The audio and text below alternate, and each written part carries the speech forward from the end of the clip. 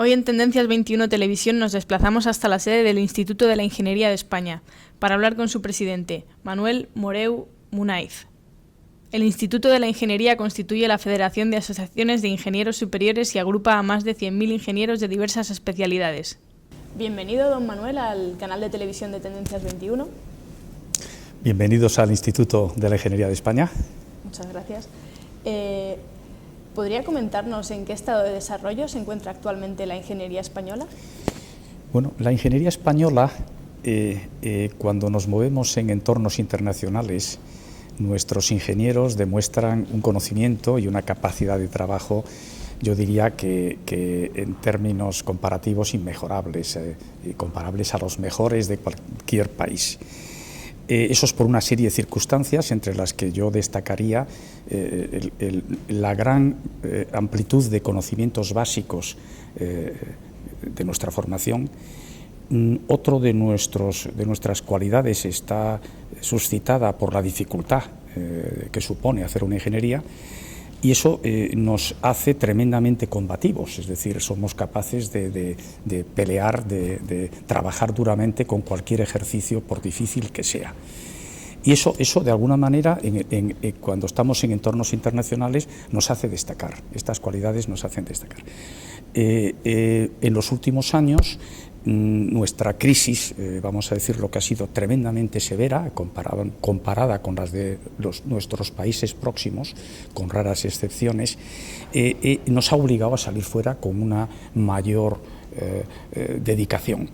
De hecho, hace 10 años nadie quería salir fuera, y ahora queremos salir fuera, porque aquí realmente vemos que hay pocas posibilidades, aunque los temas están cambiando, yo diría que de una manera muy importante, es decir, no tiene nada que ver, por supuesto, con la situación de hace 3 años, y el año que viene seguro que va a ser mucho mejor que este. ¿Es un desarrollo en paralelo en todas las ramas de la ingeniería o hay algunas más desarrolladas que otras? Yo creo que es general, es decir, nuestros ingenieros de minas han saltado sobre todo a los países mineros, como puede ser Chile o Canadá, Australia. Nuestros ingenieros de caminos han saltado donde estamos haciendo las grandes obras de esos países, que van desde el Pérsico hasta Canadá o Estados Unidos o Hispanoamérica. Nuestros ingenieros industriales, vamos a decir, que están por todas partes, las telecomunicaciones lo mismo. Los ingenieros navales, por ejemplo, hemos emigrado mucho a Alemania, Noruega, Holanda, es decir, países donde había empleo y aquí no lo había. Bueno, pues pasemos a hablar un poco del tejido industrial nacional, ya después de hablar de los que se tienen que ir fuera. Desde el Instituto planteáis la industrialización, bueno, la industria como un motor de crecimiento del país que nos puede ayudar a salir de la crisis. Y me gustaría preguntarte cuál sería más o menos el plan de acción, si se plantea la reconstrucción del tejido industrial perdido en las últimas décadas o la creación de uno nuevo. Buena pregunta. Necesitamos la industria. Hemos perdido industria paso a paso desde nuestro ingreso en el mercado común, o incluso antes, desde la crisis del petróleo de los años 70, venimos perdiendo componente industrial. Si en los años 70 teníamos el 35% del Producto Interior Bruto era industria, ahora no llegamos al 13%, es decir, es una diferencia brutal. Y Europa ya lo ha dicho, es decir, la media de Europa tiene que ser el 20% del componente industrial de la PIB. Y eso para nosotros es aumentar más de un 40%. Eso generaría 1,5 millones de empleos directos, y eso generaría pues, una gran parte de lo que necesitamos para salir de la crisis, que evidentemente hay otros muchos sectores. Hombre, cuando hablamos de industria, yo incluso incluyo al sector primario, que duda cabe, que a fin de cuentas la minería, la agricultura y la pesca, ¿no? Producción, la producción en su sentido más amplio, ¿no? Entonces, eso es algo que ya está calando en la sociedad. Hemos llevado 15 años de un déficit comercial aberrante, donde nadie pensaba que ese déficit nos iba a llevar a donde nos ha llevado. siempre pensábamos que iba a haber siempre dinero de fuera viniendo aquí y que entonces, por lo tanto, podríamos seguir endeudándonos per secula seculorum. La realidad es la que vivimos ahora, no la utopía en la que estábamos antes. Entonces, de alguna manera, para sostener a España como país lo más estable posible, lo que está claro es que tenemos un desequilibrio enorme en el sector industrial. Se ha hablado muchísimo, es decir, bueno, tú eres muy joven, entonces no te acordarás, pero cuando el mercado común, pues se pensaba que Andalucía iba a ser la California de Europa y que todas las grandes tecnologías iban a asentarse en Andalucía, porque climatológicamente hablando era como la California de los Estados Unidos. La realidad no ha sido esa, para nada, entonces, al final tenemos que hacer lo que podamos hacer y eso es lo que nuestros empresarios empujen. Generar un 40% más de industria a partir de cero es imposible. Lo que tenemos que hacer es que la industria que nos queda, que pueda crecer, que pueda desarrollarse y que pueda, habrá alguna que parta de cero y que dentro de unos años dará trigo, dará ingresos, pero eso es un proceso muy lento y la salida de nuestra crisis tiene que ser un plazo de 3-4 años, o sea, tenemos que conseguir que en 3-4 años volver a la situación de empleo previa a la llegada de esta crisis. ¿Y cree usted que nuestra situación actual de país endeudado nos permitirá la creación de un tejido industrial nuevo? El tejido industrial nuevo, habrá cosas que sí se puedan hacer, de temas nuevos, partiendo de cero. Lógicamente eso será más inversiones que de alguna forma vengan de la mano de empresas multinacionales que se puedan asentar aquí, porque haya preparación, porque haya logística. Tenemos una logística imponente, bien organizada, bien preparada. Tenemos unos costes hoy muy competitivos, una disponibilidad de gente muy preparada y eso facilita, eso actúa como un imán y entonces esas multinacionales pueden venir aquí, vamos a decir, partiendo de cero. Puede haber empresarios españoles que apuesten por nuevas aventuras y que de alguna manera inviertan en temas, pero yo creo que si hablamos, nos imaginamos los resultados dentro de unos años, en el año 20, que es el año objetivo de ese 20%, que en Europa gusta tanto fijar los años iguales a los porcentajes o iguales a los años, iguales a lo que sea. Bueno, pues si pensamos en el año 2020 y vemos hacia atrás, pues yo diría que la mayor parte de ese crecimiento industrial tiene que ser de mano de nuestras grandes empresas, que son las que de alguna manera tienen músculo y tienen mercados exteriores para crecer. Por supuesto, el sector del automóvil y el sector de componentes del automóvil tiene muchísimo que decir, pero también nuestras empresas estratégicas en otros temas, como pueden ser la minería, los temas de cobre, los temas de aluminio, los temas de inoxidable, es decir, grandes empresas nacionales que de alguna manera, si les facilitamos sus decisiones, porque otros países se las facilitan muchísimo. Es decir, cuando cualquiera de esas empresas busca dónde asentarse, pues bueno, todos son facilidades, menos aquí, que aquí la industria sigue siendo algo, vamos a decir, pecaminoso. Es decir, traer una industria o hacer crecer una industria te ven mal. Y eso yo creo que es lo más importante de todo, es decir, que la sociedad perciba que la industria bien organizada, con un buen planteamiento de sostenibilidad, de cuidado del medio ambiente, pues es muy positiva. A mí me comentaban hace poco en una reunión internacional, me decían que tenían un problema enorme con qué hacer con la minería a flor de tierra, donde la minería, una vez que ha terminado, bueno, ¿qué se hace con el entorno, con el paisaje, ¿no? Entonces yo decía, bueno, ir a Puentes de García Rodríguez, y os quedáis impresionados de cómo se puede restablecer un entorno haciendo algo 50 veces más bonito de lo que era antes de que llegara el hombre, en este caso el minero, a explotar los lignitos de Puentes de García Rodríguez, ¿no? Es decir, que de alguna forma Puentes de García Rodríguez es hoy un entorno privilegiado, donde en la mina se ha hecho un lago impresionante y en donde estaban las montañas de desechos, pues se ha hecho un bosque imponente. Últimamente hay un cierto auge de las tecnologías de la información y la comunicación. ¿Cree usted que este auge podría generar una burbuja y su consecuente estallido en la industria asociada a este tipo de tecnologías? Pues yo diría que lamentablemente no estamos en esa burbuja, es decir, nosotros somos usuarios. Y digo lamentablemente porque ojalá tuviéramos empresas involucradas en el top de la fabricación de las componentes. Tenemos muy poquito, es decir, hay alguna empresa y haciendo cosas muy bien, y hay que potenciarlo, como es el caso de los móviles, y un producto fantástico y que mejor o igual que cualquier otro. Pero estamos hablando de un nivel de fabricación comparado con los grandes, que no deja de ser un juguete. Ojalá tuviéramos un Apple en España y pudiéramos estar preocupados ahora de qué puede pasar si las ventas caen un 20%, ¿no?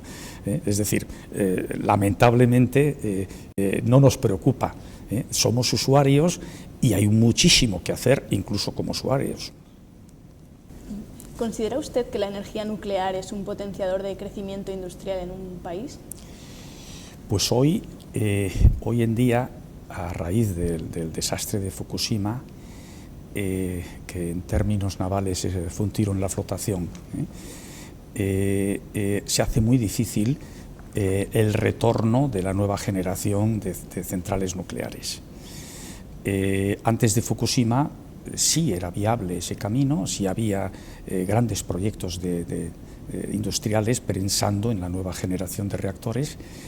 En concreto uno enorme en marcha en Inglaterra, de momento solo está en marcha uno en Finlandia, y luego, bueno, los países que no han dejado nunca de apostar por la nuclear, como son Francia y China, ¿no? Entonces, los franceses y los chinos seguirán montando centrales nucleares, seguirán aprendiendo y mejorando esas tecnologías. Pero en el resto, bueno, en Alemania están hablando ya tienen una fecha a tope para cerrar todas sus centrales, ¿no? Entonces, bueno, en esas circunstancias, ¿quién va a pensar en montar nuevas, ¿no? Aunque sean muchísimo más ecológicas, aunque sea utilizando los combustibles residuos de las centrales de uranio. Es decir, con el material se aprovecha una parte muy pequeña del potencial energético, y de alguna manera las nuevas tecnologías lo que van es a aprovechar los residuos. Es decir, el combustible pasa a ser el residuo, con lo cual se recircula y se recicla, y eso alargaría la vida a muchos años vista de las centrales nucleares. Eso hoy en España, por ejemplo, pues no se contempla. ¿Va a hacer falta? Bueno, puede que sí, puede que haga falta. Evidentemente tenemos combustibles fósiles más que de sobra para 100, 200, incluso a lo mejor 300 años. Pero bueno. ¿Se refiere hasta a nuestro propio carbón o...? No, me refiero a los combustibles fósiles a nivel mundial. O sea, estoy pensando en el gas, estoy pensando en el petróleo. Por supuesto, el carbón es el que más reservas hay. Y evidentemente, conforme la tecnología mejore, pues ese carbón lo sabremos quemar con menos contaminación. El CO2, lo que pasa es que eso es el que es, y es muchísimo más que el CO2 que emite por caloría el gas natural. Entonces, bueno, todo lo que sea ir a quemar cadenas de hidrocarburos más cortas, pues hay menos CO2 por unidad de energía. El gas natural es el más eficiente, el petróleo es el peor, y luego todavía el carbón es todavía aún peor. Pero hay carbón para cientos de años, hay gas hoy decimos, para 50 años. Sí, pero cuando lleguen los 50 seguiremos teniendo gas para otros 50, seguramente. Y luego, seguramente, para otros 50. Lo mismo que ha pasado con el petróleo, que si teníamos 40 años, pues llevamos desde hace 40 años con petróleo para 40 años. lógicamente, en función del precio, pues hay mucho más petróleo disponible. Estamos haciendo una ecuación donde tenemos que asegurar el combustible para el desarrollo a cientos de años. Esa es decir, nuestro horizonte no son los 50 años que tenemos reservas de gas probadas hoy. No, tenemos que hacer ecuación, planteamientos a cientos de años. Pero, por ejemplo, avanza muy positivamente la implantación de automóviles híbridos y eléctricos. Sí, y hay que potenciarlo. Sobre todo en las grandes ciudades hay que potenciarlo mucho, qué duda cabe. Es una tecnología que genera, vamos a decir, la energía eléctrica que consume el coche almacenada en las baterías, pues es una energía que al final puede estar quemando combustibles fósiles en algún otro sitio, eso sin ninguna duda. Lo que pasa, esa energía puede quemar combustibles fósiles, pero también puede quemar viento, vamos a decir, puede estar funcionando por medio de energías renovables, y por lo tanto la unidad de kilovatio que consume el coche, esa unidad de kilovatio de la parte eléctrica, pues un porcentaje muy importante sería renovable. En España, en el primer semestre de este año, Iberdrola, por ejemplo, solo un 15% de la energía que ha producido en España se ha producido con combustibles fósiles. Solo un 15%. El resto ha sido hidráulica, nuclear y renovable pura, porque la hidráulica no la llamamos renovable, y lo es. Y la nuclear, bueno, no es tan renovable como la hidráulica, pero de alguna manera también lo es. Y, sin embargo, de hecho no contamina el ambiente en el sentido del CO2, ni azufres, ni nitrógenos, ni nada. Pero solo el 15% de la energía producida por Iberdrola en este primer semestre se ha producido con combustibles fósiles. Visto que la eólica y la hidroeléctrica ya ocupan una importante parte de la cuota de producción energética en España, desde la ingeniería, ¿hay alguna visión de futuro para este tipo de energías? ¿Alguna implementación de alguna mejora tecnológica para...? Bueno, vamos a ver, en la eólica el siguiente paso es la eólica offshore, la eólica marina, donde España hizo una apuesta muy ambiciosa hace 10 años,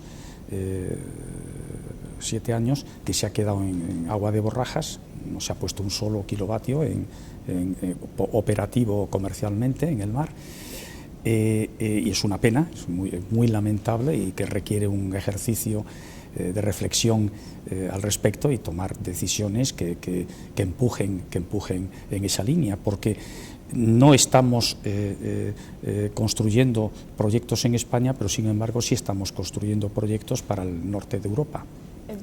Permíteme que le puntualice. ¿La eólica offshore consiste en poner simplemente el mismo molino que ponemos en la tierra en el mar? Bueno, no es el mismo molino, pero se parece, no es el mismo molino, se parece, y en lugar de ponerlo en tierra, lo ponemos en el mar, donde hay unos vientos de muchísima mayor calidad y persistencia. Y entonces nos generan más energía por equipo, lo cual nos beneficia en los costes. Lo que pasa es que hoy por hoy su coste sigue siendo exagerado.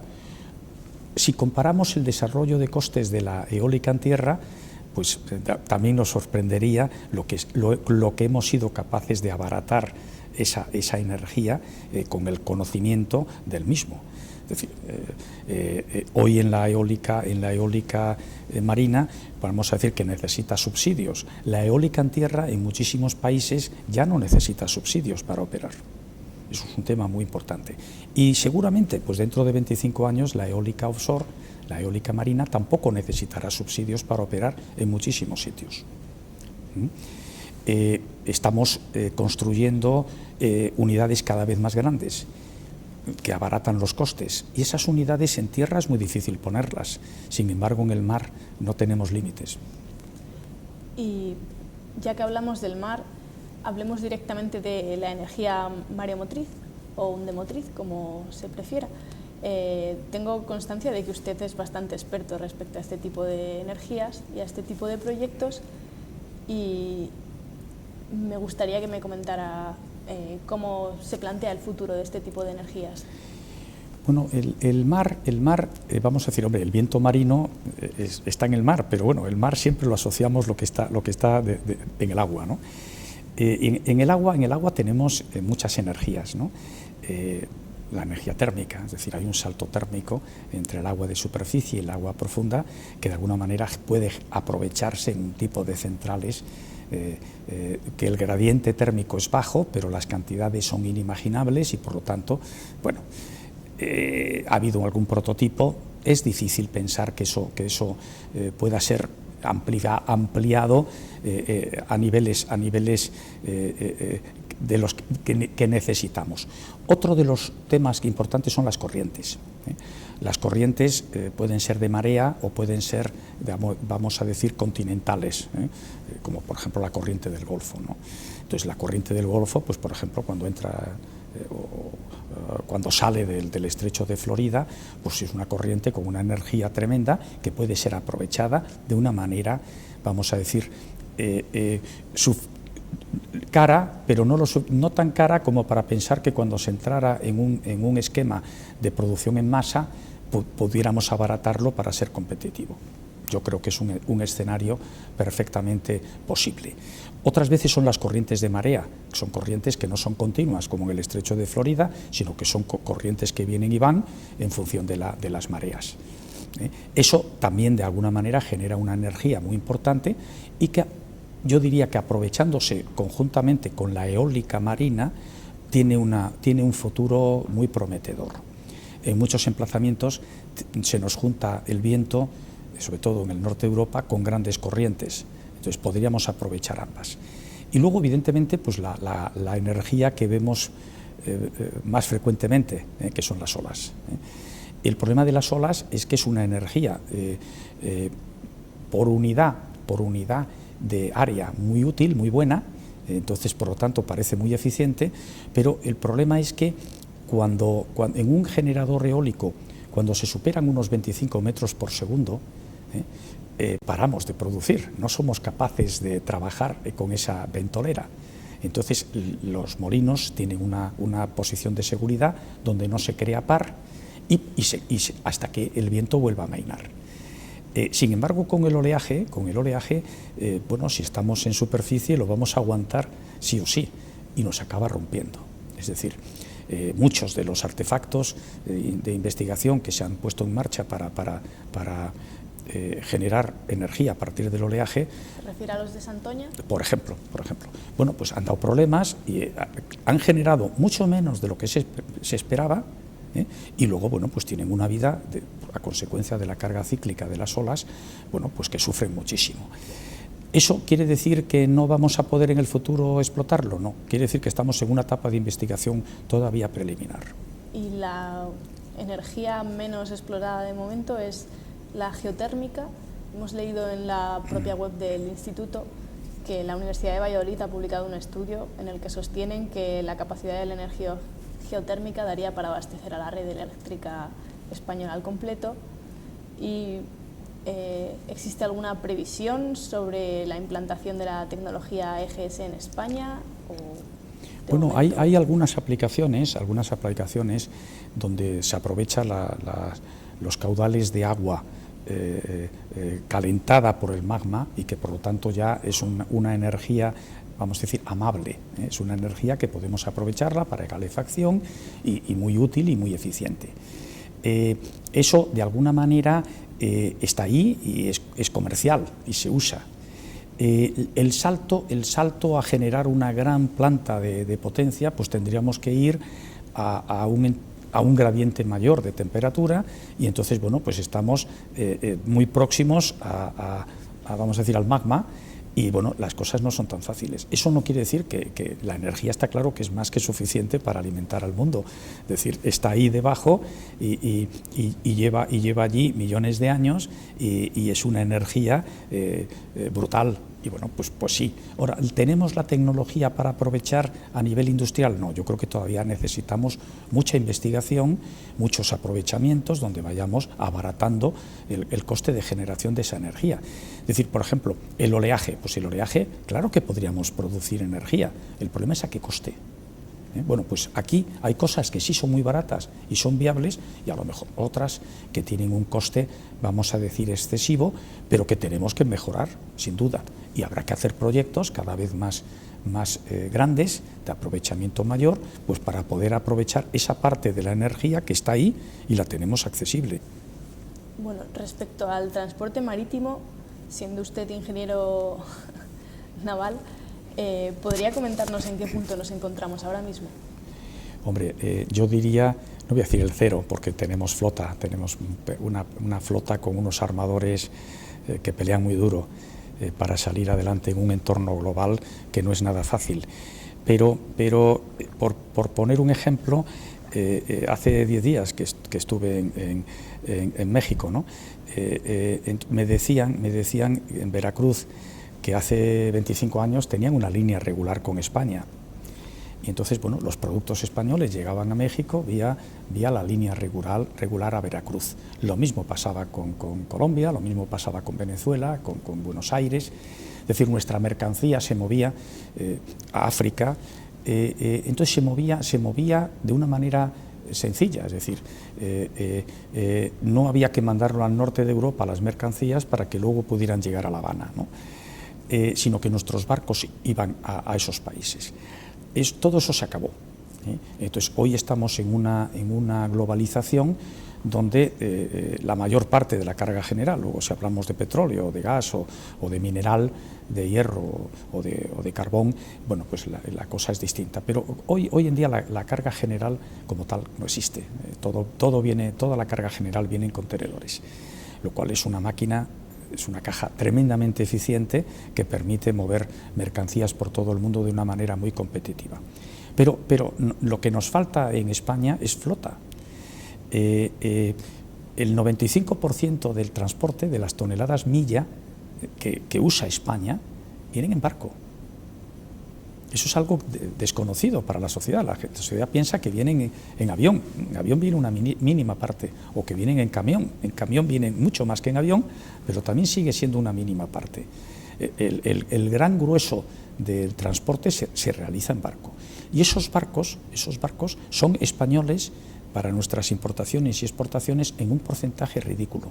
Entonces, hay un potencial enorme de crecimiento posible que hay que analizar y potenciar, porque además nuestras exportaciones van detrás.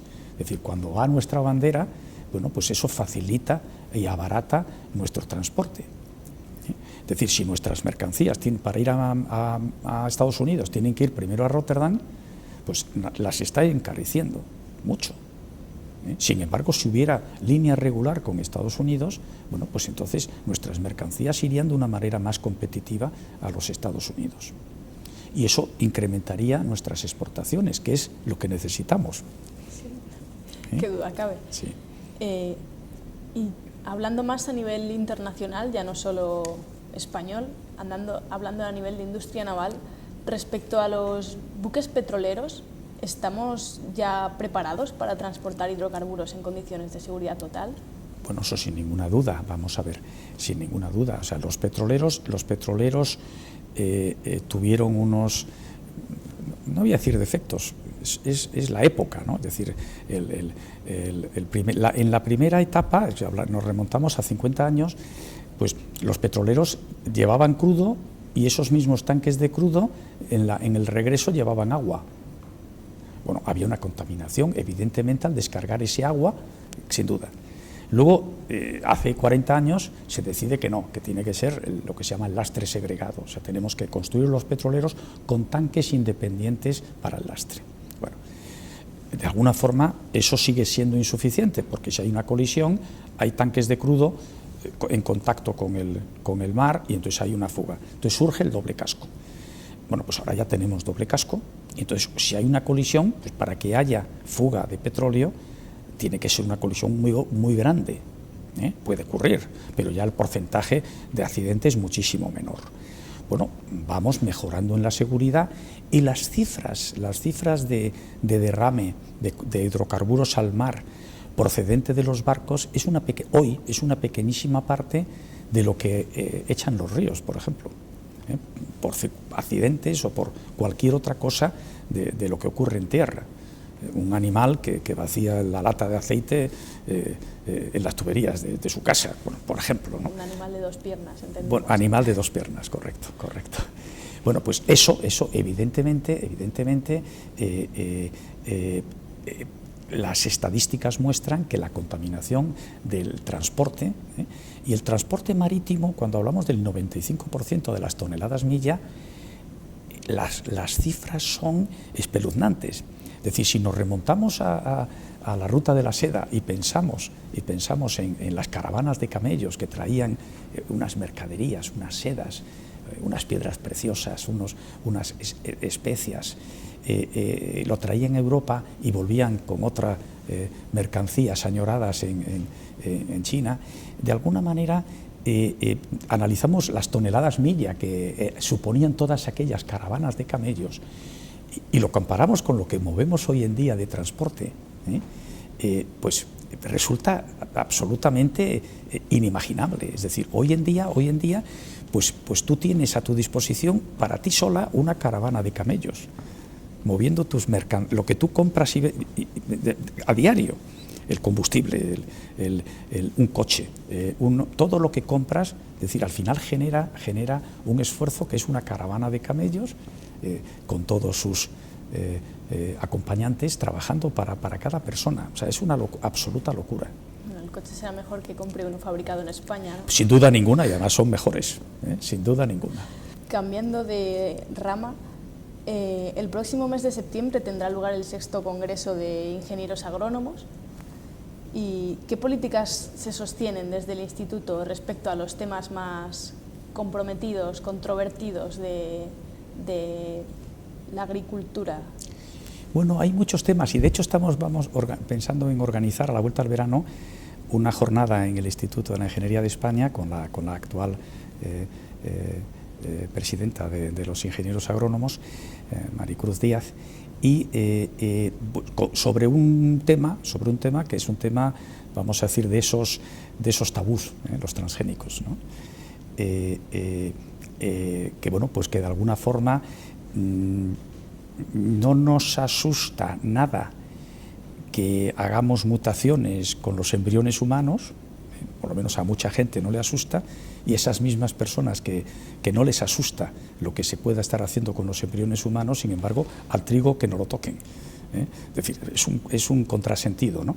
Es decir, somos un resultado de muchas mutaciones, ¿no? Y cuando vamos a buscar nuestro trigo no transgénico, ese trigo es un trigo que ha sufrido mutaciones naturales y lo seleccionamos precisamente por esas mutaciones naturales que ha tenido. Bueno, pues somos capaces hoy en día de forzar, de introducir mutaciones artificiales.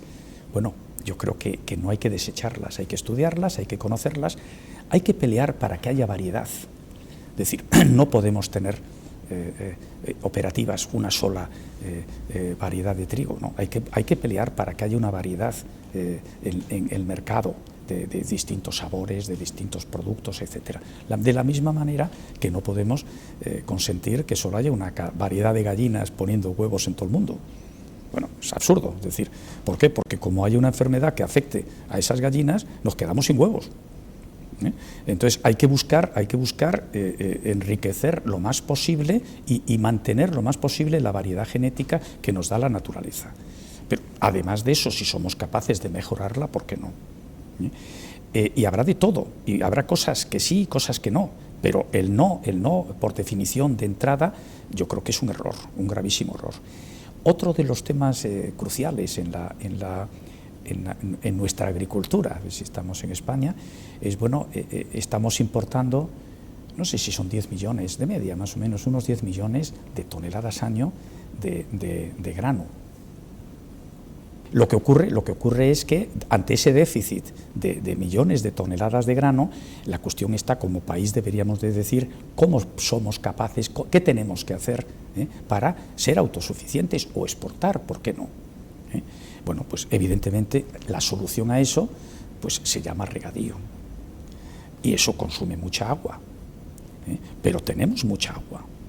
Lo que pasa es que la tenemos en lugares donde no la necesitamos y no la tenemos donde la necesitamos. Bueno, pues hay que pensar sobre ello. ¿Estamos hablando de un nuevo plan hidrológico? Estamos hablando de un tema tabú, de otro tema tabú, pero que sin duda ninguna habrá que hablar sobre ello. Es decir, si llevar el agua del Ebro a Almería, eso fuera solo a través de una autonomía, no habría discusión.